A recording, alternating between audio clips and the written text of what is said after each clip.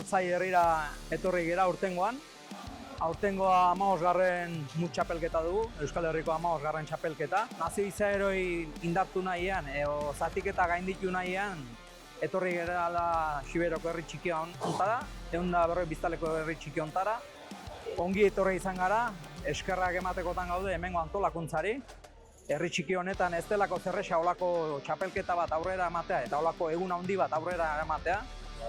Eskerrak eman ere miretzkigu Euskal Herriko jokalari guztiei, batzuek lau orduko ibilbidea behar izan dutelako zerrepidez.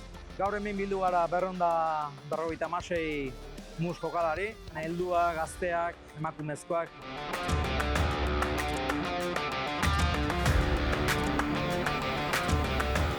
Esan ere gaur egun berezi badugula, korrikaren, euskararen aldeko maratoi handi herritar horren bukaeratan gaudela ere, bihar Baionan bukatuko dela, eta guk ere gaur egin dugula korrika. Hemen bildu diran 256 muslari eta antolakuntzako kide guztiok ere euskararen alde egin dugu gaur korrika, baina musean egin dugu, eserita eta musean, baina noski betire gure herriaren eta gure hizkuntzaren alde, euskararen alde pauso bat eman dugu.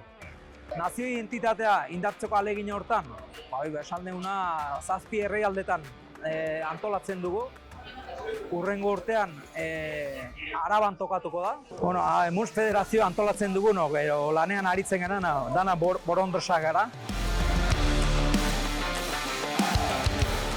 Baditugu handik Euskal Herrian zehar hainbat herri iritsi ez garenak, arrazoi ezberdinengatik, baina iritsi nahiko genukenak. Horregatik, Euskal Herriko borondros guztiei, muslari guztiei eta auzolanean eraiki dezagun Euskal Herria euskeraz eta musean eginez.